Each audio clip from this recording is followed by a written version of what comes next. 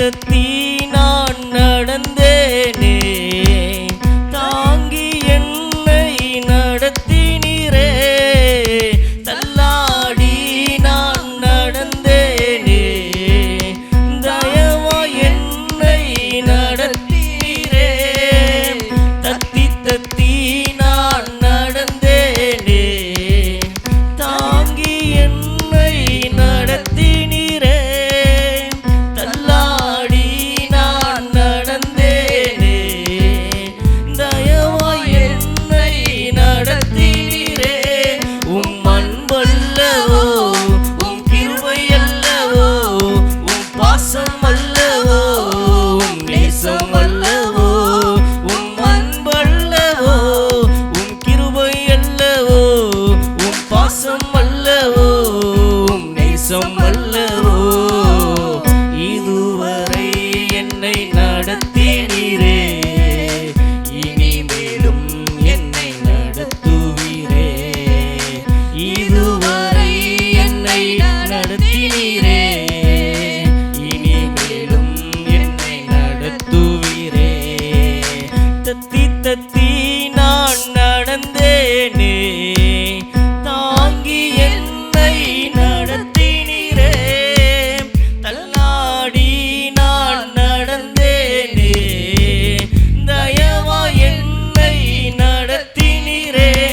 உம் அன்பல்லவோ, உம் கிருபை அல்லவோ, உம் பாசம் அல்லவோ, உம் நேசம் அல்லவோ.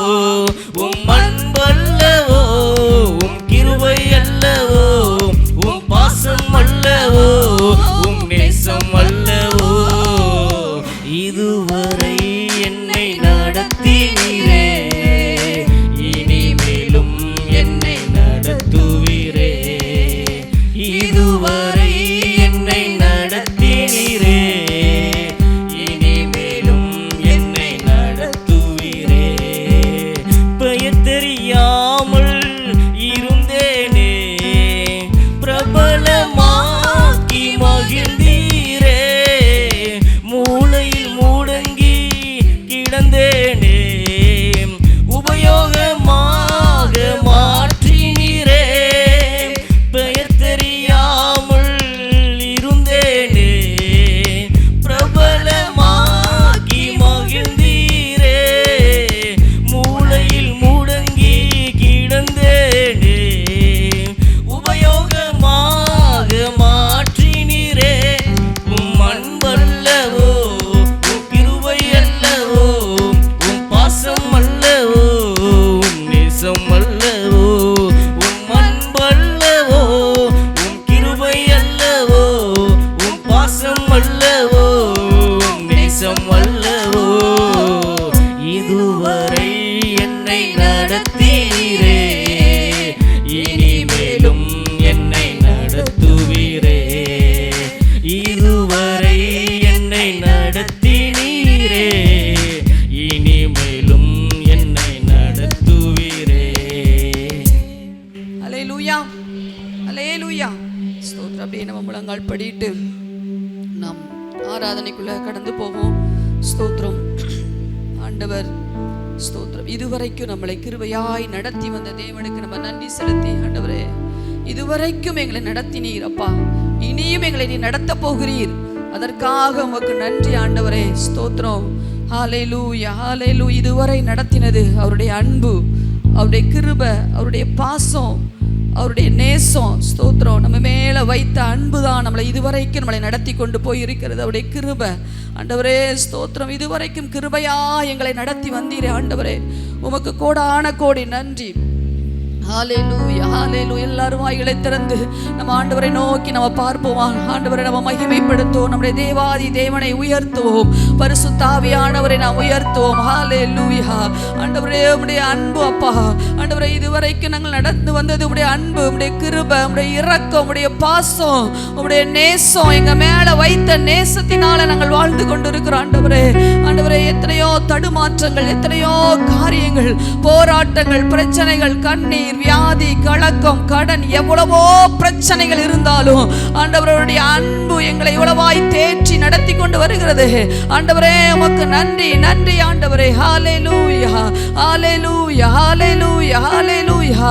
ஆண்டவரே உமக்கு நன்றி செலுத்துகிறோம், நன்றி செலுத்துகிறோம். பரிசுத்த ஆவியானவரே அப்பா உமக்கு நன்றி. நல்ல சத்தத்தை உயர்த்தி உற்சாகமாய் கர்த்தருக்கு நாம் மகிமையை செலுத்துவோம். ஹல்லேலூயா, ஹல்லேலூயா, ஹல்லேலூயா. ஆவியானவரே உமக்கு ஸ்தோத்திரம். ஹல்லேலூயா, ஹல்லேலூயா, ஹல்லேலூயா, ஹல்லேலூயா.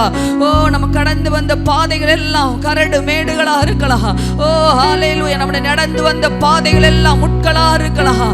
ஆனாலும் ஆண்டவருடைய சமூகத்தில் ஆண்டவரே என்னால முடியலன்னு சொல்லும் பொழுது ஆண்டவர் நம்மளை தோள் மேல சுமந்து கொண்டு ஓ நம்மளை ஹல்லேலூயா அந்த பாதைகளை கடக்கிறதற்கு பலன் கொடுக்கிற கர்த்தரா இருக்கிறார். ஓ தேவனுடைய பாதத்திற்கு அமர்ந்து வந்திருக்கிற நீங்க ஹல்லேலூயா தேவ சமூகத்தில் நம்ம துதிப்போம், ஆராதிப்போம், மகிமைப்படுத்துவோம். உங்க பிரச்சனைகள் எல்லாவற்றையும் கர்த்தர் மாற்றி போடுகிறதற்கு நம்முடைய தேவன் போதுமானவராய் இருக்கிறார். நம்முடைய தேவன் கரிசனை உள்ளவராய் இருக்கிறார். ஹல்லேலூயா, ஹல்லேலூயா, ஹல்லேலூயா, ஹல்லேலூயா. ஆவியானவரே உமக்கு ஸ்தோத்திரம், ஆவியானவரே உமக்கு ஸ்தோத்திரம், ஆவியானவரே உமக்கு ஸ்தோத்திரம், ஸ்தோத்திரம், ஸ்தோத்திரம், ஸ்தோத்திரம், ஸ்தோத்திரம். ஹல்லேலூயா. பரிசுத்த ஆவியானவரே உம்மை நன்றியோடு துதிக்கிறோம். பரிசுத்த ஆவியானவரே உமக்கு ஸ்தோத்திரங்களை ஏறெடுக்கிறோம் ஆண்டவரே. அப்பா இந்த ஆராதனை வேளையிலே உம்மை மகிமைப்படுத்துகிறோம், உம்மை கனப்படுத்துகிறோம், உம்மை ஆராதிக்க வந்திருக்கிறோம் ஆண்டவரே. உம்மை துதிக்க வந்திருக்கிறோம், உம்மை போற்ற வந்திருக்கிறோம் ஆண்டவரே. உம்மை மகிமை செலுத்த வந்திருக்கிறோம் ஆண்டவரே. ஹல்லேலூயா, ஹல்லேலூயா, ஹல்லேலூயா, ஹல்லேலூயா. ஆவியானவரே உமக்கு ஸ்தோத்திரம். அவர் செய்த நன்மைகளை நினைத்து ஆண்டவருக்கு நன்றி செலுத்துங்க, துதிங்க. ஹல்லேலூயா. ஆவியானவரே உம்மை நன்றியோடு துதிக்கிறோம் ஆண்டவரே, துதிக்கிறோம் ஆண்டவரே, துதிக்கிறோம் ஆண்டவரே. ஹல்லேலூயா, ஹல்லேலூயா, ஹல்லேலூயா, ஹல்லேலூயா. பரிசுத்த ஆவியானவரே உமக்கு ஸ்தோத்திரம், பரிசுத்த ஆவியானவரே உமக்கு ஸ்தோத்திரம், பரிசுத்த ஆவியானவரே உமக்கு ஸ்தோத்திரம், பரிசுத்த ஆவியானவரே உம்மை ஸ்தோத்திரிக்கிறோம். ஹல்லேலூயா, ஹல்லேலூயா, ஹல்லேலூயா. எங்களுக்காக வழியை ஆயத்தம் பண்ணுகிறவரே உம்மை துதிக்கிறோம் அப்பா. எங்க வாழ்க்கையில இருக்கிற எல்லா கோணலானவைகளையும் கர்த்தர் செவ்வையாக்குகிறவரே உம்மை துதிக்கிறோம் ஆண்டவரே. ஓ ஹல்லேலூயா, ஹல்லேலூயா. ஆவியானவரே உமக்கு ஸ்தோத்திரம், ஸ்தோத்திரம், ஸ்தோத்திரம், ஸ்தோத்திரம், ஸ்தோத்திரம் அப்பா. நல்ல வாய்களை திறந்து சத்தத்தை உயர்த்தி நம்முடைய தேவனை நாம் மகிமைப்படுத்துவோம். எல்லாரும் உற்சாகமாய் ஆண்டவருக்கு மகிமையை செலுத்துவோமா? ஹல்லேலூயா, ஹல்லேலூயா, ஹல்லேலூயா, ஹல்லேலூயா, ஹல்லேலூயா, ஹல்லேலூயா. ஆவியானவரே உம்மை ஸ்தோத்திரிக்கிறோம், துதிக்கிறோம், துதிக்கிறோம், துதிக்கிறோம், துதிக்கிறோம் ஆண்டவரே. ஹல்லேலூயா, ஹல்லேலூயா, ஹல்லேலூயா, ஹல்லேலூயா, ஹல்லேலூயா. ஆவியானவரே உமக்கு ஸ்தோத்திரம், ஸ்தோத்திரம், ஸ்தோத்திரம், ஸ்தோத்திரம், ஸ்தோத்திரம், ஸ்தோத்திரம் அப்பா. ஹல்லேலூயா, ஹல்லேலூயா. கண்கள் நீதிமானை பார்க்கின்றன, செவிகள் மன்றாட்டை கேட்கின்றன. கண்கள் நீதிமானை பார்க்கின்றன, ஆமென். செவிகள் மன்றாட்டை கேட்கின்றன.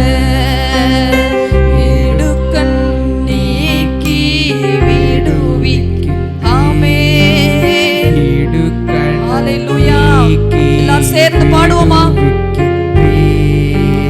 இறுதி வரை நீர் நடத்தி செல்வீர், இறுதி வரை நீர் நடத்தி செல்வீர். அவமானம் அடைவதில்லை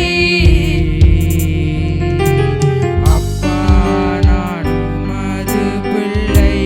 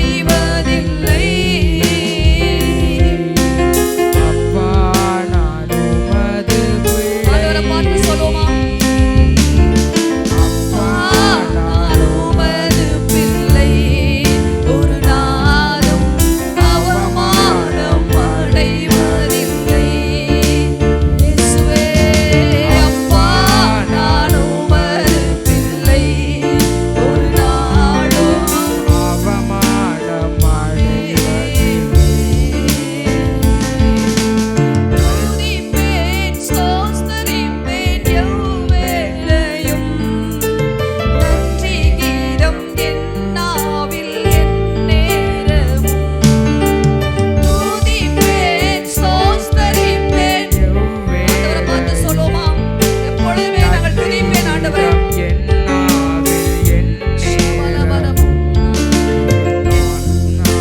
கர்த்தருக்குள் மேன்மை பாராட்டும். என் ஆத்மா கர்த்தருக்குள் மேன்மை பாராட்டும். அகமகிழ்வார்கள் துன்பப்படுவோர்.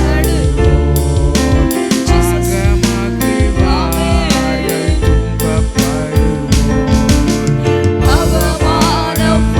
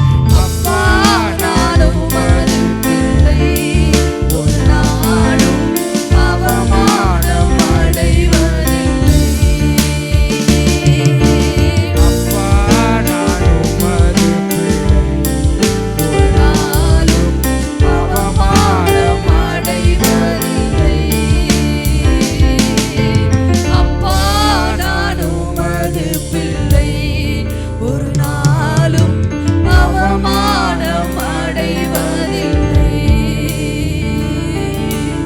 அப்பா நான் உமது பிள்ளை, ஒரு நாளும் அவமானம் அடைவதில்லை.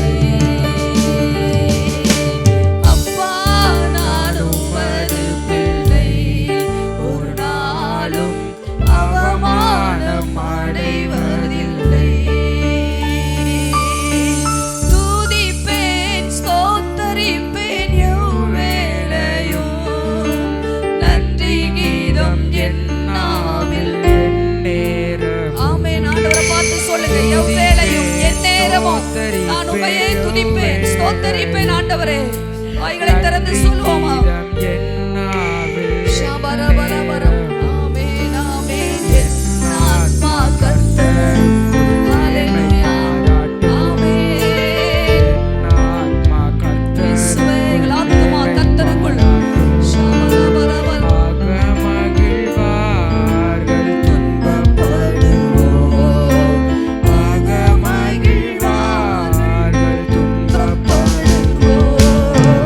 அவமானம் அடைவதில்லை. இயேசுவே, அப்பா நான் உமது பிள்ளை.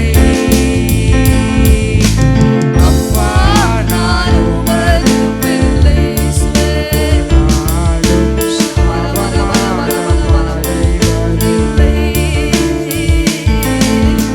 அப்பா நான் உமது பிள்ளை, ஒரு நாளும் அவமானம் அடைவதில்லை. அப்பா நான் உமது பிள்ளை, ஒரு நாளும் அவமானம் அடைவதில்லை. ஜீசஸ். ஹல்லேலூயா ஹல்லேலூயா. ஆண்டவரை பார்த்து சொல்லுவோமா? உங்க இடுக்கற எல்லாம் நீக்கி உங்களை விடுவிக்கிறவர். ஹல்லேலூயா. எத்தனை துன்பங்கள் வந்தாலும் எல்லாவற்றிலும் நின்று உங்களை விடுவிக்கிற கர்த்தர் ஒருபோதும் உங்களை அவமானப்பட விடவே மாட்டார். நல்ல கரங்களை தட்டி நம் தேவனை மகிமைப்படுத்துவோமா? நம்முடைய தேவனை மகிமைப்படுத்துவோமா? எத்தனை அன்புள்ள தேவன், எத்தனை இடுக்கண்கள் வந்தாலும், எவ்வளவு துன்பங்கள் வந்தாலும், ஹல்லேலூயா, உடைந்த நொந்த உள்ளத்தோடு ஆண்டவருடைய சமூகத்துக்கு நீங்க வந்தாலும் உங்களை கூடவே இருந்து உங்களை பாதுகாக்கிற கர்த்தர், உங்களை விடுவிக்கிற கர்த்தர், உங்களை அணைத்துக் கொள்ளுகிற கர்த்தர். எத்தனை துன்பங்கள் போராட்டங்கள் வந்தாலும் உங்களை அவமானப்பட விடாதபடி கர்த்தர் உங்களை பாதுகாக்கிற கர்த்தர். ஹல்லேலூயா. நல்ல கரங்களை தட்டி நம்முடைய தேவனை நாம் மகிமைப்படுத்துவோம். ஓ ரிகபலவ சந்தரத ரிபலவரபலவ. ஹல்லேலூயா ஹல்லேலூயா. ஆவியானவரே உமக்கு நன்றி ஆண்டவரே. எங்களை கூடவே இருந்து எங்களை பாதுகாக்கிற கர்த்தர், எங்களை மகிழ்விக்கிற கர்த்தர். இயேசுவே உம்மை துதிக்கிறோம். ஸ்தோத்திரம் ஸ்தோத்திரம். ஓ உங்களை சந்தோஷப்படுத்துகிற கர்த்தர். ஹல்லேலூயா. ஒருபோதும் உங்களை வெட்கப்பட்டு விட மாட்டார். ஓ நீங்க வெட்கப்பட்டு போவது இல்லை. ஓ நீங்க அவமானப்பட்டு போவது இல்லை.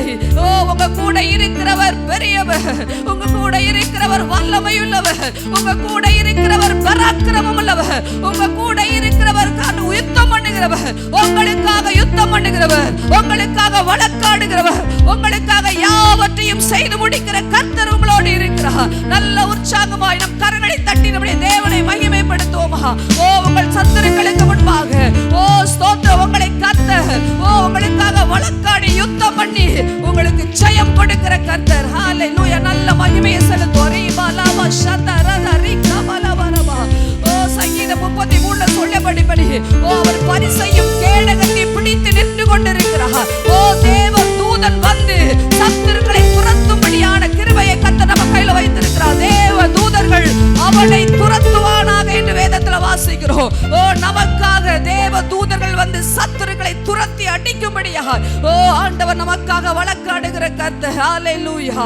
சத்துரு காற்று முகத்தில் பறக்கிற பதரை போல் ஆவானாக, தேவ தூதன் அவனை துரத்துவானாக என்ற வார்த்தையின்படி ஓ நமக்காக யுத்தம் பண்ணுகிற கர்த்தர் ஒருவர் இருக்கிறார். உங்களுக்காக ஜெயத்தை கொடுக்கிற கர்த்தர் ஒருவர் இருக்கிறார். ஹல்லேலூயா ஹல்லேலூயா ஹல்லேலூயா ஹல்லேலூயா. ஆவியானவரே உமக்கு நன்றி நன்றி நன்றி நன்றி ஆண்டவரே. ஓ ஜெயம் கொடுக்கிற தேவன், வெற்றியை கொடுக்கிற தேவன். ஹல்லேலூயா ஆண்டவரே உமக்கு நன்றி ஆண்டவரே. கர்த்தருக்கு நம்ம துதியை மாத்திரம் செலுத்துவோம், ஸ்தோத்திரத்தை மாத்திரம் செலுத்துவோம். எவ்வேளையிலும் எந்நேரமும் எப்பொழுதும் நாம் துதிக்க துதிக்க துதிக்க நாம் கர்த்தரை உயர்த்த உயர்த்த உயர்த்த. ஓ நமக்காக யுத்தம் பண்ணுகிறவர் ஒருவர் இருக்கிறார். உங்களுக்காக யாவற்றையும் செய்து முடிக்கிறவர், உங்களுக்காக வழக்காடுகிற கர்த்தர், உங்களுக்காக பரிந்து பேசுகிற கர்த்தர், உங்க சத்துருக்களுக்கு முன்பாக உங்களுக்கு ஒரு பந்தி ஆயத்தப்படுத்தி கொண்டு இருக்கிறார். ஹல்லேலூயா ஹல்லேலூயா ஹல்லேலூயா ஹல்லேலூயா. ஜெயம் கொடுக்கும் தேவனுக்கு கோடி கோடி ஸ்தோத்திரம். வாழ்வளிக்கும் இயேசு ராஜாவுக்கு வாழ்நாளெல்லாம் ஸ்தோத்திரம். நல்ல கரங்களை தட்டி பாடுவோமா? ஜெயம் கொடுக்கிற தேவன், ஆமென். கோடி ஸ்தோத்திரம்.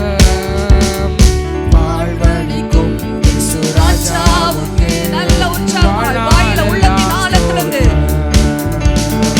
அல்லேலூயா அல்லேலூயா பாடுவேன், ஆனந்த தோணியாய் உயர்த்துவேன். நல்ல சத்தத்தை உயர்த்தி பாடுவோமா?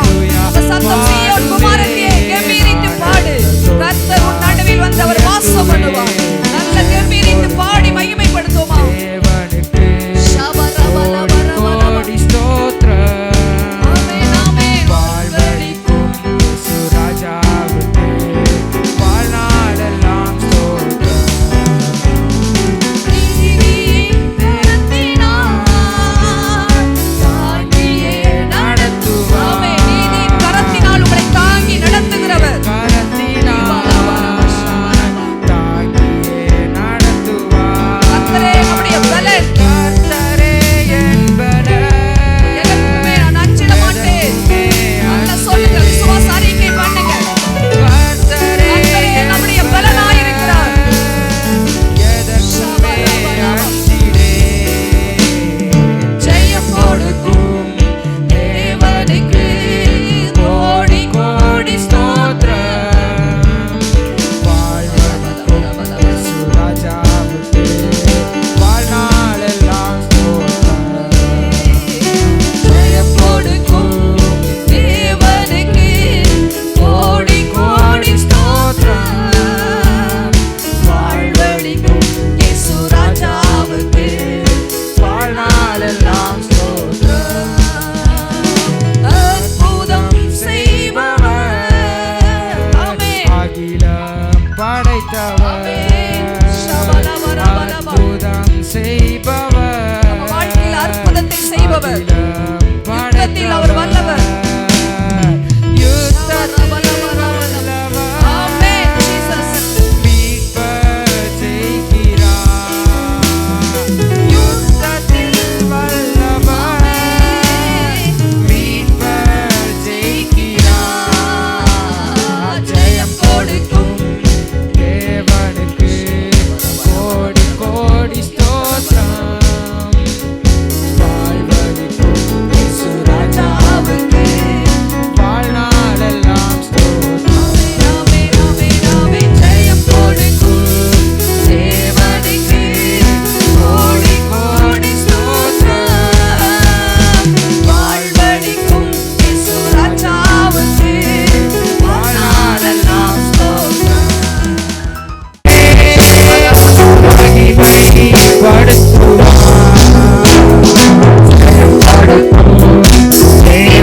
ஸ்தோத்திரம். கோடி கோடி ஸ்தோத்திரம்.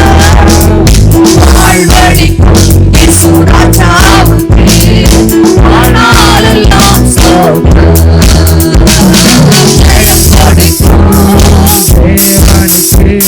ஜெயம் கொடுக்கும் கோடி ஸ்தோத்திரம். வாழ்வளிக்கும் இயேசு ராஜாவுக்கு வாழ்நாளெல்லாம் ஸ்தோத்திரம். ஜெயம் கொடுக்கும் தேவனுக்கு கோடி கோடி ஸ்தோத்திரம். வாழ்வளிக்கும் இயேசு ராஜாவுக்கு வாழ்நாளெல்லாம் ஸ்தோத்திரம். ஹல்லேலூயா. ஜெயம் கொடுக்கிற தேவனுக்கு நல்ல கரங்களை தட்டி ஜெயத்தை மட்டுமே கொடுக்கிறவர். ஓ, நம்ம வாழ்க்கையில உள்ள தீமைகளை கூட நன்மையாய் மாற பண்ணுகிற கர்த்தர், ஜெயத்தை கொடுக்கிறவர், வெற்றியை கொடுக்கிற நல்ல கரங்களை தட்டி அந்த தேவாதி தேவனுக்கு மகிமை மகிமை மகிமை. மகிமையை செலுத்துகிறோம், உமக்கு கனத்தை செலுத்துகிறோம், உம்மை நாங்கள் இந்த வேளையில உயர்த்துகிறோம் ஆண்டவரே. ஓ, எங்களுக்கு ஜெயத்தை கொடுக்கிற தேவனுக்கு ஸ்தோத்திரம். ஹalleluya ஹalleluya ஹalleluya. ஆவியானவரே உமக்கு ஸ்தோத்திரம் ஸ்தோத்திரம் ஸ்தோத்திரம். ஓ, நமக்கு வாழ்வு கொடுத்த கர்த்தருக்கு நல்ல கரங்களை தட்டி நல்ல உற்சாகமாய் ஆண்டவரே எங்களை மட்டும் நடத்தி வந்த தேவன். ஓ, ரிபலவ சந்தரத ரிகவலவலவ.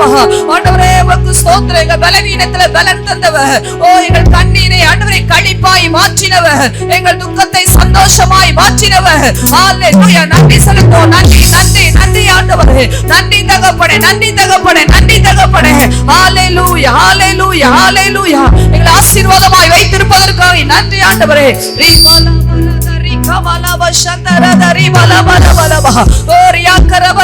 பரிசுத்த ஆவியானவரே உமக்கு நன்றி, பரிசுத்த ஆவியானவரே உமக்கு நன்றி நன்றி நன்றி நன்றி நன்றி நன்றி அப்பா. நன்றி செலுத்துவோம். நன்றி நன்றி. ஹalleluya ஹalleluya ஹalleluya ஹalleluya. உமக்கு நன்றி நன்றி ஆண்டவரே.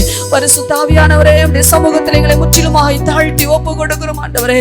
கர்த்தாவே, மீதியான வேளையிலும் பரிசுத்த ஆவியானவர் ஆண்டவரே நீர் ஆளுகை செய்து நடத்துங்க ஆண்டவரே. செய்தி கொடுக்கிற மகளுக்காக நாங்கள் ஜெபிக்கிறோம். கர்த்தருடைய வார்த்தை பரத்திலிருந்து வருவதாக ஆண்டவரே. இங்க வருகிற ஜனங்களை கர்த்தர் திருப்திப்படுத்தி அனுப்புவீராக. இயேசுவே, எங்களை உற்சாகப்படுத்தி அனுப்புவீராக ஆண்டவரே. உள்ளான மனுஷரை பலன் கொடுத்து பிள்ளைகளை கர்த்தர் அனுப்பும்படியாய் ஜெபிக்கிறோம் அப்பா. கர்த்தாவே, உம்முடைய கரத்திலே தாழ்த்தி ஒப்பு கொடுக்கிறோம். மீதியான வேளையும் பொறுப்படுத்திக் கொள்ளும், ஆசீர்வதியும், பெரிய காரியங்களை செய்யும். இயேசு கிறிஸ்துவின் நாமத்தில் ஜெபிக்கிறோம் நல்ல பிதாவே, ஆமென். Praise the Lord. கர்த்தருக்கு ஸ்தோத்திரம். நானும் உங்களோடு இந்த ஆராதனையில் கலந்து கொள்ள ஆண்டவர் கிருபை செய்தபடியால் கர்த்தருக்கு ஸ்தோத்திரம். இந்த மாதத்தில் ஆண்டவர் நமக்கு கொடுத்த வாக்குத்தத்தம் ஆதியாகமத்தின் புஸ்தகத்தில் இருக்கிறது. ஆதியாகமம் 27ஆம் அதிகாரம் 40ஆம் வசனத்தை கர்த்தர் நமக்கு வாக்குத்தத்தமாய் தந்தார். உங்களுக்காக வாசிக்கிறேன். ஆதியாகமம் 27:40. உன் பட்டயத்தினாலே நீ பிழைத்து உன் சகோதரனை சேவிப்பாய். நீ மேற்கொள்ளும் காலம் வரும்போதோ உன் கழுத்தில் இருக்கிற அவனுடைய நுகத்தடியை முறித்து போடுவாய் என்றான். இந்த வாக்குத்தத்தத்தை ஆண்டவர் தந்தார். எத்தனை பேருக்கு அது ஆசீர்வாதமாக இருந்தது? நான் போய் இதை வெளியே பிரசங்கிக்கிற இடத்துலலாம் சென்னையில் அவ்வளவு ஆசீர்வதிக்கப்பட்டதாய் அவங்க என்கிட்ட சொன்னாங்க. உண்மையிலே ஆண்டவரிடத்தில் நான் அதை பெற்றுக்கொண்டேன். ஆண்டவரிடத்தில் பெற்றுக்கொள்கிறத தான் உங்களுக்கும் கொடுக்குறேன். அப்படியே ஆண்டவர் உங்களுக்கு செய்வார். பாருங்கள், ஏசா யாக்கோபு ஒரு தகப்பனுடைய பிள்ளைகள். ஆனால் அந்த 2 பேர் மேலேயும் வேற வேற கண்ணோட்டம் கர்த்தருக்கு இருந்தது. வேற வேற கண்ணோட்டம் கர்த்தருக்கு இருந்தது. ஒரே சபையின் பிள்ளைகள், ஒரே வீட்டு பிள்ளைகள், ஒரே தகப்பன், ஒரு சபைக்கு ஒரே பாஸ்டர். ஆனாலும் எல்லார் மேலேயும் கர்த்தர் ஒரே கண்ணோட்டம் உள்ளவராக இல்லை, வேறே வேறே கண்ணோட்டம் உள்ளவராக இருக்கிறார். நான் கடந்த நாட்களில் ஏசாவினுடைய ப்ளஸ் எல்லாத்தையும் சொன்னேன். ஸ்தோத்திரம். அவன் 7 காரியம் சொன்னேன். ஏசா அழுது ஜெபிக்கிறவன். ஸ்தோத்திரம். நான் உங்களுக்கு சொன்னல ஒரு 7 காரியம் திரும்ப சொல்லுங்க பார்ப்போம். ஏசா அழுது ஜெபிக்கிறவன். யாக்கோபோட கம்பேர் பண்ணி சொன்னேன். அப்படி பார்க்கும்போது யாக்கோபோட ஏசா ரொம்ப பெஸ்ட்டாக நமக்கு தெரிஞ்சுது. ஸ்தோத்திரம். பாருங்க, சொல்லுங்க பார்ப்போம். ஏசா அழுது ஜெபிக்கிறவன். 2வது தகப்பனால் நேசிக்கப்பட்டவன். நம்பர் 3 தகப்பனை நேசிக்கிறவன். நம்பர் 4 கள்ளம் கபடம் இல்லாதவன். நம்பர் 5 காத்திருந்தவன், வாக்குத்தத்தம் நிறைவேற காத்திருந்தவன். நம்பர் 6 மன்னிக்கிற இருதயம் உள்ளவன்.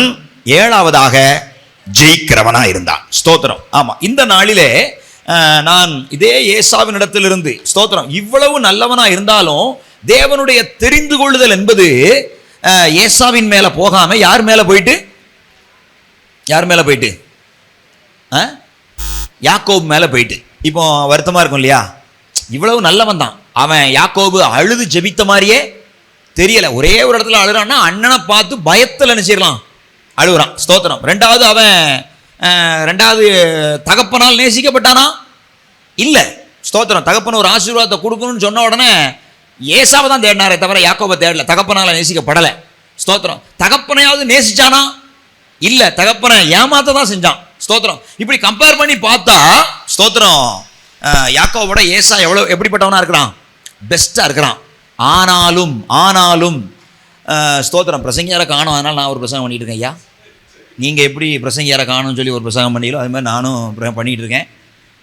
ஸ்தோத்திரம். சரி, கவனிங்க. ஸ்தோத்திரம். இப்படி யாக்கோபையும் ஏசாவையும் கம்பேர் பண்ணால் ஏசா எவ்வளவோ நல்லவனாக தான் நமக்கு தெரியுது. ஆனால் யாக்கோபை ஆண்டவர் தெரிந்து கொண்டார் என்று பார்க்கும்போது கொஞ்சம் வருத்தமாக இருக்குது. நான் இதனுடைய காரணத்தை ஆராயும் போது எனக்கு ஒரு 3 காரியம், ஒரு குறைவு ஸ்தோத்திரம் ஏசாவுக்கு தென்பட்டது. சில நேரங்களில் சின்ன விஷயமா இருக்கும், அது நம்மளை ரிஜெக்ட் பண்ணுற அளவுக்கு கொண்டு போயிடும். இன்னைக்கு நீங்கள் அந்த 3 விஷயத்தை உங்கள் லைஃப்பில் இருக்குமானால் அதை என்ன செஞ்சிடணும்? பிடுங்கி எரிஞ்சிடணும். ஸ்தோத்திரம். அந்த 3 காரியம் உங்கள் லைஃப்பில் இருக்குமானால் அதை எரிஞ்சிடணும், பிடிஞ்சி எறிணும். நம்பர் 1, ஸ்தோத்திரம், அவன்கிட்ட அலட்சியம் பண்ணுகிற ஒரு எண்ணம் அவனுக்குள்ளே இருந்தது. அசட்டையா சில விஷயத்தை எடுத்துக்கொள்கிற ஒரு கேரக்டர் இந்த ஏசாவுக்குள்ள இருந்தது. நம்பர் 1. மைனஸ் சொல்றேன், ஏசாவுடைய மைனஸ் சொல்றேன். சேஷ்டபுத்திர பாகம் என்பது தேவனால் உண்டாக்கப்பட்ட உருவாக்கப்பட்ட ஒரு உன்னதமான ஆசீர்வாதம். அந்த ஆசீர்வாதத்தை குறித்து அவனுக்கு ஒரு அசால்ட்னஸ், அந்த ஆசீர்வாதத்தை குறித்து அவனுக்கு ஒரு அலட்சியம் அவனுக்குள்ளே இருந்தது. ஆனால் யாக்கோபுக்கோ அந்த ஆசீர்வாதத்தின் மேல கண்ணா இருந்தான், குறியா இருந்தான். சில நேரங்களில் தேவ சமூகத்தில் நம்ம இருப்பதினால் உண்டாகிற ஆசீர்வாதம் நமக்கு மேன்மையா தெரியாததுனால தேவ சமூகத்தை, தேவ பிரசன்னத்தை, தேவ ஆலயத்தை, தேவ ஊழியர்களை அசால்ட்டா நினைப்பதும் அலட்சியம் பண்ணுவதும் நம்முடைய வாழ்க்கையில இழக்கக்கூடாததை இழக்க செய்துவிடும். 4 பேர் சேர்ந்து உங்களை தூண்டி விடுறதுனால நீங்க ஆலயத்துக்கு விரோதமா, ஊழியத்துக்கு விரோதமா, தேவ ஊழியர்களுக்கு விரோதமா உங்க வார்த்தையை விடுவீங்கன்னா, தூண்டி விட்டவன் தூண்டி விட்டுட்டு போயிடுவான். ஆனால் வார்த்தையை விட்ட நீங்க, அன்னைக்கு ஒரு வசனம் சொன்னீங்கல்ல, என்ன, என் மாம்சத்தை பாவத்திற்கு உட்படுத்தாதபடிக்கு நான் என் வாயை காத்துக்கொள்கிறேன். என்ன ஒரு வசனம் பார்த்தீங்களா? ஒரு நாள் சொன்னாங்க, பிரசங்கி 5, என் மாம்சத்தை பாவத்திற்கு ஒப்புக்கூடாதபடிக்கு நான் எதை காத்துக்கொள்கிறேன்? என் வாயை காத்துங்க. வாயை வச்சு நீங்க அலட்சியம் பண்ணீங்க, அசால்ட் பண்ணீங்கன்னா நீங்க எதை பாவத்துக்கு ஒப்பு கொடுக்குறீங்க? சரீரத்தை கொண்டு போய் ஒரு பாவத்தில் இன்வால்வ் பண்ணணுங்கிற அவசியமே இல்லை. உன் வாயை வச்சே உன் சரீரத்தை சோழிய முடிச்சிடலாம். சரீரத்தால தான் சரீரத்தை தீட்டுப்படுத்தணுங்கிற அவசியம் இல்லை. வாயின் வார்த்தையை வச்சே சரீரத்தை தீட்டுப்படுத்திட்டு போயிடலாம். பைபிள்ல போட்டிருக்கு. ஆமா, நல்ல கவனிங்க. அந்த வசனத்தை வாசிருங்க. பிரசங்கி 5, உன் மாம்சத்தை பாவத்துக்கு உள்ளாக்க வாய்க்கு இடம் கூடாத. வாய்க்கு இடம் கொடுத்தா அது எதையும் தீட்டுப்படுத்தும். நிறைய நேரங்கள்ல ஏசா அந்த வேலையை செஞ்சுதான் பார்த்துக்கோங்க. அவன் வாயை வச்சுக்கிட்டு அலப்பிக்கிட்டு, அது எதுக்கு எனக்கு, அது எனக்கு, அதை நான் சாவ போறேன் நான் இப்போ, அந்த வேர்டெல்லாம் நம்ம தேவையில்லாம என்ன செய்ய வேண்டாம், யூஸ் பண்ண வேண்டாம். அப்படி யூஸ் பண்ற அந்த வேர்ட்ஸ்னால அவனுடைய சரீரத்தை பாவத்துக்கு உள்ளாக்கி இழக்கக்கூடாத ஆசீர்வாதத்தை இழந்து போக வேண்டிய சூழ்நிலை வந்துட்டு. எனக்கு தெரிஞ்சு ஏசா பெரிய பாவம் செய்யல, கள்ளங்கப்படாம தான் இருக்கான். ஆனா அலட்சியம் பண்ணுதல், அசால்ட் பண்ணுதல், கனவீனம் பண்ணுதல். ஸ்தோத்திரம். ஒரு விஷயம் நமக்கு தெரியாட்டாலும் தைரியமா அதை வாயை போட்டு பேசுவது, அதை குறிச்ச தெளிவு இல்லாவிட்டாலும் தெரிஞ்ச மாதிரி பெரியாள் மாதிரி எனத்தெல்லாமோ போட்டு பண்ணி பேசி, இது இந்த நாட்டாம பண்ற ஆட்கள், இந்த பஞ்சாயத்து பண்ற ஆட்களுக்கு அவங்களுக்கு ஒரு தனி தெனாவிட்டு உண்டு. அதுல அவங்க சில நேரங்களில் விடுற வார்த்தை அவங்களுக்கே திரும்பிடும். அது அவர்களுக்கு பெரிய ஆபத்தாய் மாறிவிடும். நான் சொல்றேன், ஏசாவை போல நம்ம அலட்சியம் பண்ண வேண்டாம். தேவன் ஒன்றை மேன்மையாக வைத்திருப்பாரானால், தேவன் சேஷ்டபுத்திர பாகம் என்ற ஒன்றை மகிமைப்படுத்தி வைத்திருப்பாரானால், அதை குறித்து உனக்கு அறிவில்லாட்டாலும் பரவாயில்ல, நீ சத்தம் கட்டாம இருந்துக்கோ. அது உனக்கு ஆசீர்வாதம், அது உனக்கு பாதுகாப்பு. தேவையில்லாத விஷயத்துல தலையை போட்டு நம்ம தலையில நம்மளே என்ன பண்ண வேண்டாம். ஆமா, நீங்க நல்லா இருக்கணுங்கிறதுக்காக நான் அந்த வார்த்தையை சொல்றேன்.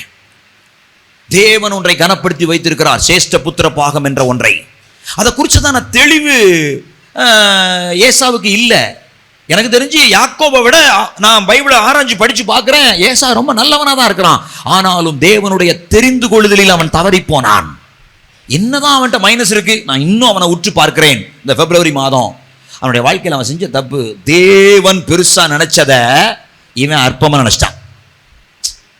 தேவன் பெருசா நினைக்க சேஷ்ட புத்திர பாகம் என்ற ஒன்றை நான் குடும்பத்துல மூத்தவனுக்கு வைத்திருக்கிறேன்னு சொன்னாரு. ஆனா அவனுக்கும் அந்த பெருசின் மேல நிறைய நேரத்தில் நமக்கு அதான பிரச்சனை. நமக்கு என்ன ஆசீர்வாதம் ஆண்டவர் கொடுத்திருக்கிறாரோ அதனுடைய மேன்மை நமக்கு என்ன செய்யறது இல்லை, தெரியறது இல்லை.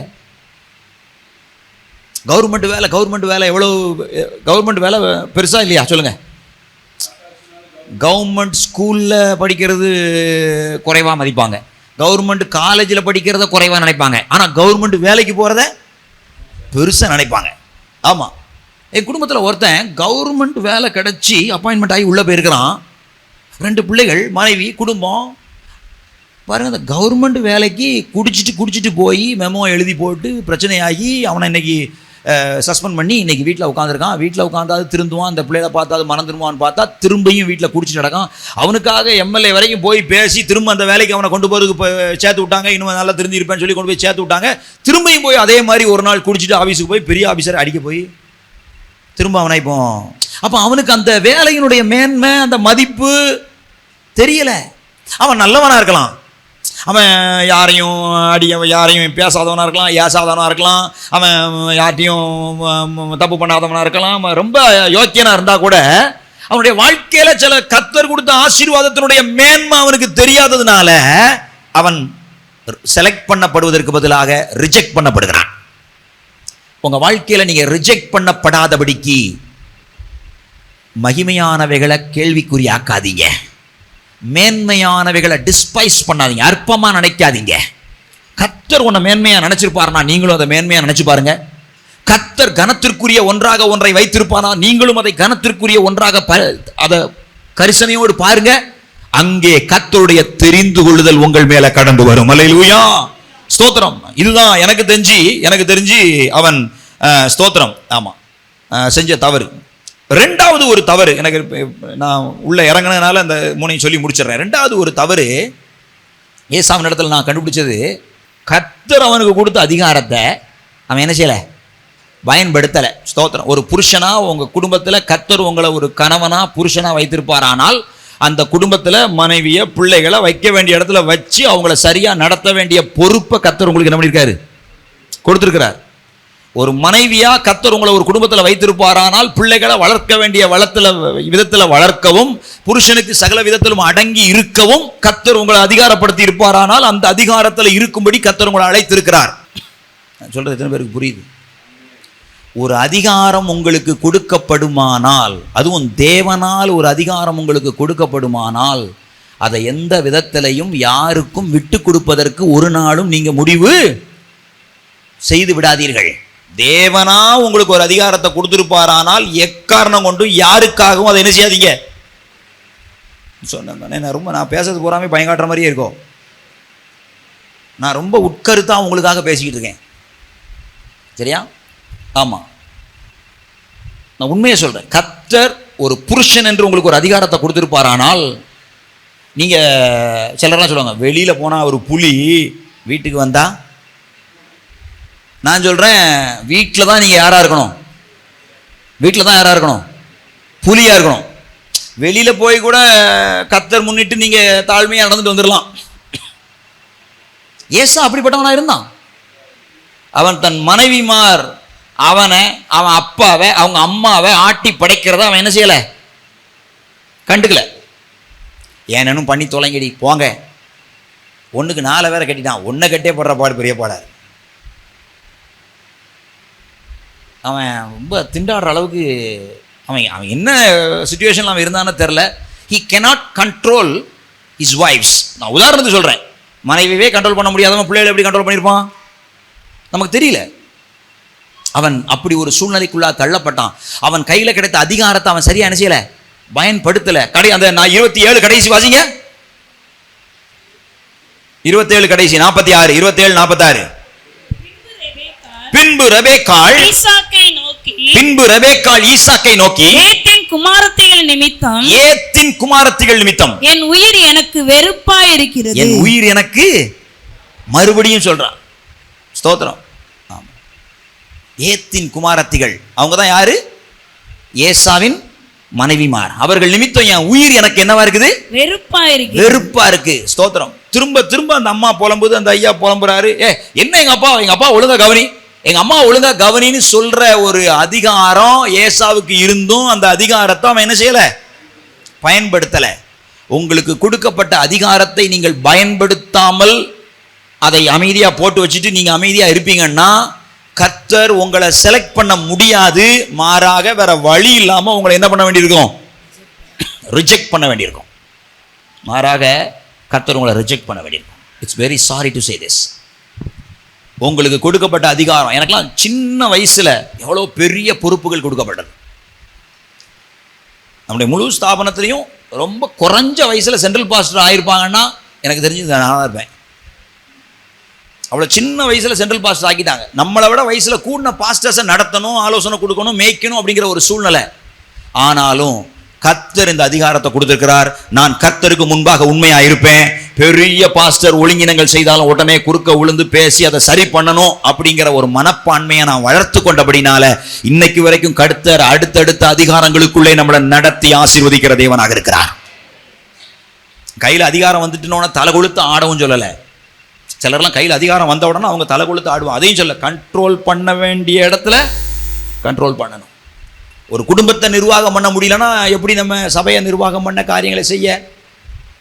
அன்பு செலுத்துறது வேற, அடிமையாய் போவது வேற. ஸோ இன்னைக்கு நீங்கள் அதை புரிந்து கொள்ள வேண்டும். பிள்ளைகளுக்கு அன்பு செலுத்துறது வேற, ஆனால் பிள்ளைகள் தலை கொளுத்து போகிற அளவுக்கு அவங்க நினைச்சிடக்கூடாது, விட்டுறக்கூடாது. God has given you the authority over your family, over your children, over your wives. மனைவிமார் கணவன் மேல அதிகாரம் செலுத்துவதற்கு ஆண்டவர் ஆலோசனை எங்கேயுமே சொல்லலை. ஆனால் கணவன்மார் மனைவிமாருக்கு ஆலோசனை கொடுத்து ஒழுங்கா அடக்கி வைக்கணும்னு பைபிளில் போட்டிருக்கு. நான் அதை படிக்கிறேன். நம்ம அன்பு செலுத்தணும், செல்லம் கொடுக்கறது வேற. ஆனால் அது ஒரு அளவுக்கு மேலே போகும்போது நினைச்சணும். ஆமாம், அடிக்கணுமா? அடிக்க சொல்லலை, இது வேற. இன்னைக்கு போட்டு தாக்கிறாதீங்க. ஆமாம், ஸ்தோத்திரம். அங்கே சில ஒழுங்கு நடவடிக்கைகளை எடுத்து கொடுக்கப்பட்ட அதிகாரத்தை கர்த்தருக்குள் சரியா பயன்படுத்துவதற்கு கர்த்தர் உங்களுக்கு கிருபை தருவாராக. அல்லேலூயா. நான் யாரையும் வருத்தப்படுத்துவதற்காக இதை சொல்லலை. ஏன்னா ரோமர் 13 குறிச்சுக்கோங்க, ஏகப்பட்ட வசனம். மேலான அதிகாரம் உள்ளவங்க யாரா இருந்தாலும் அவங்களுக்கு நம்ம கீழ்ப்படிஞ்சு தான் போகணுமா. ஆமாம். இன்னைக்கு ஒரு சபை விசுவாசிட்ட பேசினேன். குடிச்சிட்டு வந்து கிடக்கார். ஆனாலும் குடிச்சிட்டு வந்து பசியில், வெறும் வயிற்றில் குடிச்சிட்டு வந்து பசியில் குடலில் அருந்து போயிடக்கூடாது, சோறை பொங்கி நான் போடுறேன், சாப்பாடு போடுறேன். வரும்போது பேசிட்டு வந்தோம் இல்லையா? ஏன் அவர் மேலான அதிகாரத்தில் இருக்கார். அவர் தப்பு தான் பண்ணுறார். ரோமர் 13 போட்டிருக்கு, உனக்கு அதிகாரியாய் வைக்கிறவங்க தப்பாவே உன்னை அநியாயமாகவே உன்னை தண்டிச்சாலும் அவங்கள்ட்ட நீ என்ன செய்ய, கீழ்ப்படிஞ்சு அடங்கிப்போ. இதுதான் பைபிள் சொல்லுது. அப்போ ரைட்டாக ஒருத்தன் பண்ணும்போது முத்து தள்ள அடிச்சுக்கிறா, அந்த கோண பயலுக்கா நீ கீழ்ப்படிய சொல்றிய? வேற வழி இல்லைம்மா. அவன் எவ்வளவு கோணையனா இருந்தாலும் அவங்க சொல்லுக்கு நீங்கள் என்ன செய்யணும், கீழ்ப்படிஞ்சு தான் போகணும்.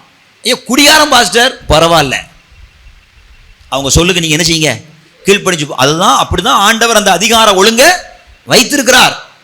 ஆமாம், அந்த ஒழுங்குக்குள்ள இருந்து உங்க குடும்பத்தை நடத்தினா போதும். அந்த ஒழுங்கை உடைச்சு நான் வெளியே வந்து நான் என் குடும்பத்தை நடத்திடுவேன்னா அதுக்கப்புறம் வர்ற எந்த ஆபத்துக்கும் கர்த்தர் பொறுப்பெடுக்க மாட்டார். நீங்க அந்த ஒழுங்குக்குள்ள நின்று உங்க குடும்பத்தை நடத்தி பாருங்க, அங்கே கர்த்தர் உங்க குடும்பத்துக்கு உங்களுக்கு உதவியா பொறுப்பா நிற்பார். ஏன்னா தேவன் ஒரு ஒழுங்கை வச்சிருக்காரு. தேவனே அந்த ஒழுங்கை உடைக்க மாட்டார். தேவன் ஒரு ஒழுங்கை வச்சிருக்கும் போது அந்த ஒழுங்குக்குள்ள நம்ம போகும்போது இவன் என் ஒழுங்குக்குள் நின்றவன் என்று சொல்லி அங்கே கர்த்தர் அவர்கள் பட்சமாய் சப்போர்ட்டா நிற்பார். நான் சொல்றேன், சரியோ தப்போ கர்த்தரை தன் சப்போர்ட்டா வைத்திருக்கிறவர்கள் பாக்கியவான்கள். ஆமா, நான் சொல்றேன், யார் வேணா எப்படி வேணா தலை கொடுத்து போகட்டும், ஆனா எனக்கு ஒரு ஆளுக்கு கர்த்தர் சப்போர்ட்டா இருப்பாரானால் என் காட்டுல மழை பெய்யும். அல்லேலூயா. நான் சொல்றேன், எவரையும் எதிரியாக்கி கொள்ளுங்கள், கர்த்தரை சப்போர்ட்டிவா மாத்திக் கொள்ளுங்கள். உலகத்துல எந்த ராஜாவும் உங்களுக்கு எதிரியாகட்டும், ஆனால் கர்த்தர் உங்களுக்கு அனுகூலமாக இருப்பார். ஆனால் எந்த ராஜாவும் உங்களுக்கு முன்பதாக தண்டலிட்டு பணிவான். அல்லேலூயா, ஸ்தோத்திரம். ஆமா. சோ ஏசா நெக்லெக்ட் பண்ணப்படுவதற்கு, செலக்ட் பண்ணாம போவதற்கு ஸ்தோத்திரம் 2 காரணம் சொன்ன. ஒண்ணு,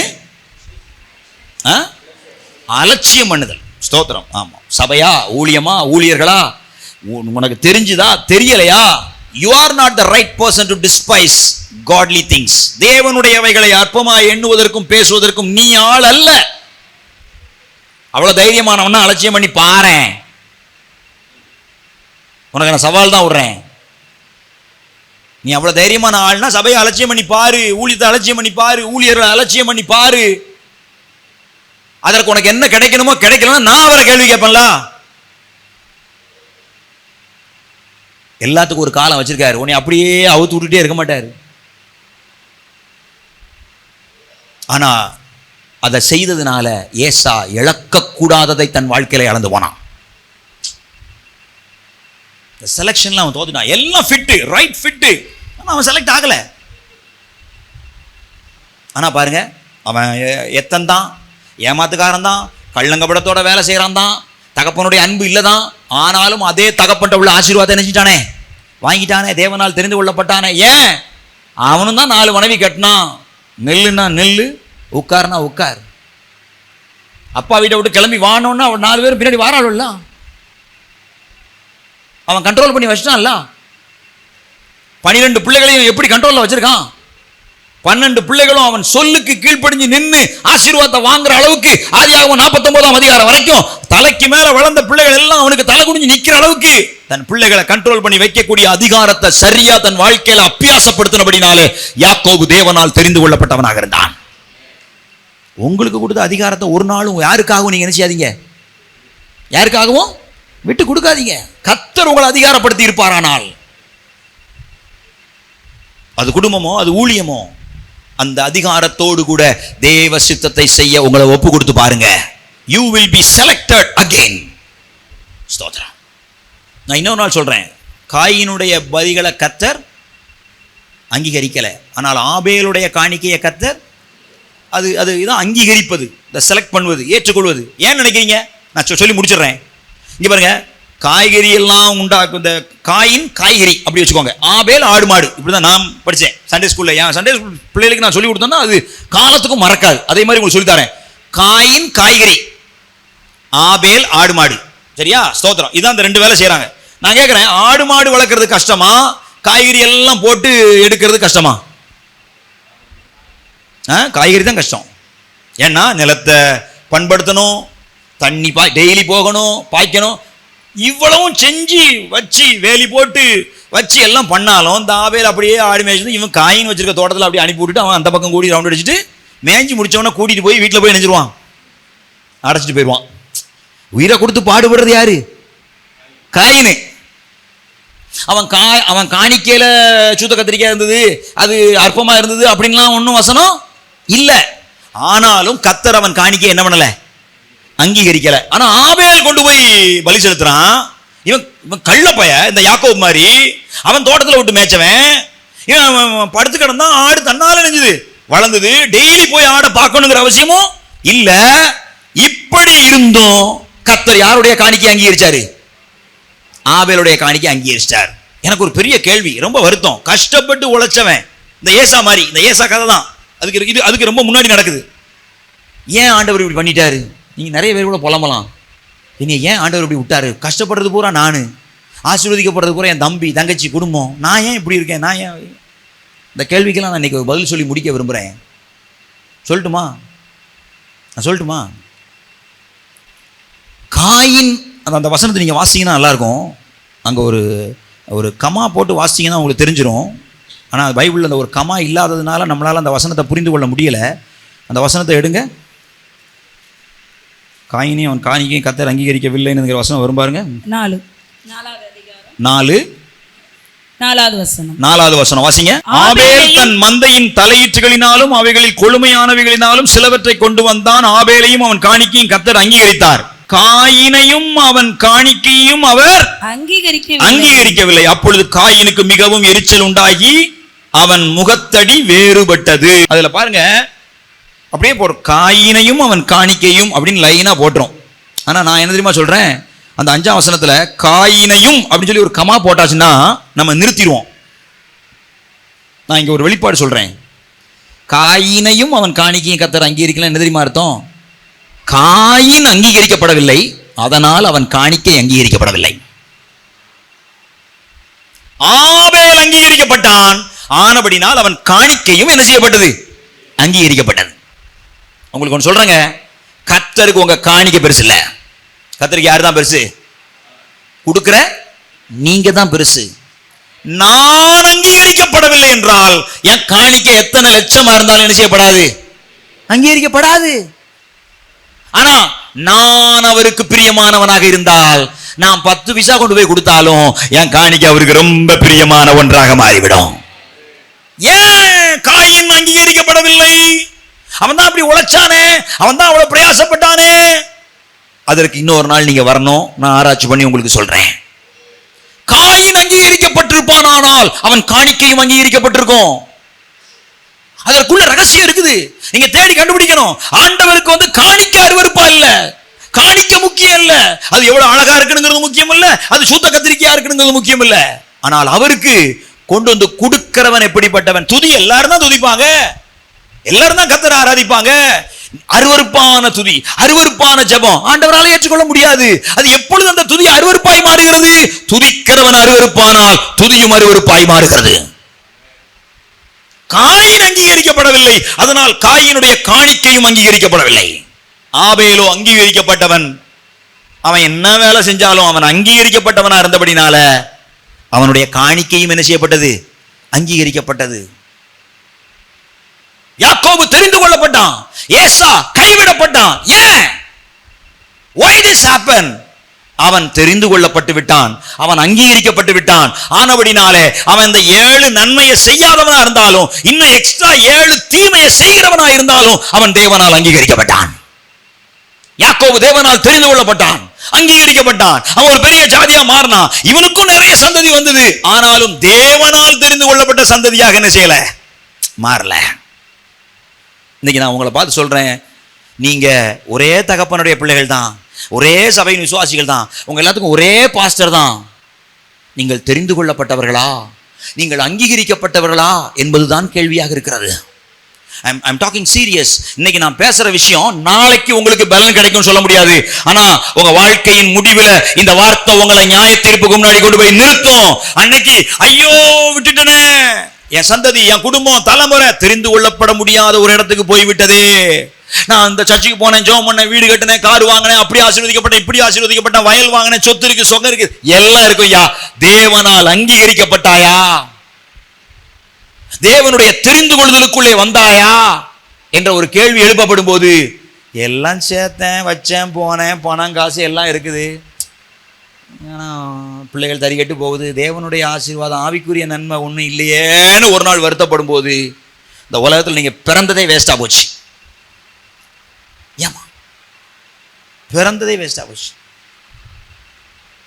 அவனும் ஆசீர்வதிக்கப்பட்டாங்க, ஏசாவும் கொஞ்சமா ஆசீர்வாதம் அவனுக்கும். அவன் சொல்றான், இவன் கொடுக்குற காணிக்கை எல்லாத்தையும் பார்த்துட்டு, எப்பா இதை விட நல்லாவே கர்த்தர் எனக்கு கொடுத்துருக்காருப்பா, உலக ஆசீர்வாதம் எனக்கு வேண்டாம், நீ எடுத்துக்கோப்பா, எனக்கு ஆண்டவர் நிறைய ஏராள ஆசீர்வாதம் கொடுத்துருக்காருப்பா. ஆனாலும் யாக்கோபு தேவனால் தெரிந்து கொள்ளப்பட்டவனா இருந்தான். இன்னைக்கு எத்தனை பேர் அந்த தெரிந்து கொள்ளப்பட்ட இடத்துக்கு வர விரும்புறீங்க? எத்தனை பேர் ஆபேல போல அங்கீகரிக்கப்பட்ட இடத்தை பிடிக்க விரும்புறீங்க? நீ இழந்து போகாத. கர்த்தர் மேன்மைப்படுத்தி வைத்திருக்கிற ஒன்றை நீ துச்சமா நினைக்காத. கர்த்தர் மகிமைப்படுத்தி வைத்திருக்கிற அந்த சேஷ்ட புத்திர பாகத்தை நீ அற்பமா நினைக்காத. கர்த்தர் உனக்கு கொடுத்த அதிகாரத்தை துஷ்பிரயோகமும் பண்ணாத, அதை யூஸ் பண்ணாம போட்டு வைக்காத. கர்த்தர் உனக்கு கொடுத்த அதிகாரத்தை பயன்படுத்து. கர்த்தர் உனக்கு கொடுத்திருக்கிற கிருபை வரங்களை பயன்படுத்து. கர்த்தர் உனக்கு கொடுத்திருக்கிற ஆசீர்வாதத்தை கர்த்தருக்காகவே பயன்படுத்து. உட்கார்ந்து எழுது, ஆண்டவர் எனக்கு என்ன தாளந்து கொடுத்திருக்கிறாரு, என்ன கிருபைகளை தந்திருக்கிறாரு, என் மேல என்ன அபிஷேகத்தை வச்சிருக்கிறாரு, எனக்காக தேவன் ஆயத்தம் பண்ணி வைத்திருக்கிற ஆசீர்வாதங்கள் என்ன, அவைகளை நான் என் வாழ்க்கையில பயன்படுத்துவேன், ஆத்துமாதாயத்துக்காக பயன்படுத்துவேன், சபை பக்தி விருத்தி அடைய பயன்படுத்துவேன். ஒப்பு கொடுத்து பாருங்க, you will be in the chosen list. தெரிந்து கொள்ளப்பட்ட லிஸ்ட்ல உங்க பேர் வரும். ஆண்டவரே, நான் தெரிந்து கொள்ளப்படாமல் போயிடக்கூடாதப்பா, நான் அங்கீகரிக்கப்படாமல் போயிடக்கூடாதப்பா. இந்த 2 வார்த்தை, நான் தெரிந்து கொள்ளப்படாமல் போயிடக்கூடாதப்பா, நான் அங்கீகரிக்கப்படாமல் போய்விடக்கூடாதப்பா. ஸ்தோத்திரம். யாக்கோபு தெரிந்து கொள்ளப்பட்டான், ஆபேல் அங்கீகரிக்கப்பட்டான். ஸ்தோத்திரம். அவங்களுடைய செயல்கள், கிரியைகள் அதெல்லாம் அங்க அவர் பார்க்கவே இல்லை. ஏசா எவ்வளவு நல்லவனா இருந்தாலும் அதெல்லாம் பார்க்கல. காயின் எவ்வளவு கஷ்டப்பட்டு உழைச்சிருந்தாலும் அதை பார்க்கல. அவன் அங்கீகரிக்கப்பட்டால் அவன் காணிக்கை அங்கீகரிக்கப்படும். உண்மையான மனம் திரும்புதலோட ஆண்டவட்ட வருவீங்கன்னா நீ தப்பிச்ச. இந்த சபையோடு கர்த்தர் பேசுறாரு, தேவ பிள்ளைகளோட கர்த்தர் பேசுறாரு. ஹல்லேலூயா. தகப்பனே, என் உள்ளத்துல போட்டதை நம்முடைய பிள்ளைகளுக்கு சொல்லிட்டேன். If it is little hard, help them to accept it, Master. If I fire them, you just come and heal them, Master. Let your presence, let your glory, let your mercy come upon your church and heal them, O Lord. அங்கீகரிக்கப்பட்டதாய் பலிபீடத்திற்கு வருவதற்கு இவர்கள் ஒவ்வொருவரையும் தகுதிப்படுத்துவீராக. ஏற்றுக்கொள்ளப்பட்டதாய் இவர்கள் ஒவ்வொருவரும் மாறுவதற்கான கிருபைகள் உண்டாவதாக. இன்றைக்கும் இதை இருதய மேட்டிமையோடு எதிர்த்து நின்று இழந்து போகாதபடிக்கு தன்னை தாழ்த்தி கர்த்தரிடத்துல தெரிந்து கொள்ளுதலையும் அங்கீகரிப்பையும் பெற்றுக்கொள்ள முடிய பிள்ளைகளுக்கு நீர் உதவி செய்ய நான் ஜெபிக்கிறேன். ஒவ்வொருவரையும் ஆசீர்வதியும், வருகை காயத்தப்படுத்தும். தொடர்ந்து எங்களோடு பேசும். இயேசுவின் நாமத்தில் தாழ்மையோடு கேட்கிறோம் நல்ல பிதாவே. ஆமென், ஆமென், ஆமென். ஹல்லேலூயா.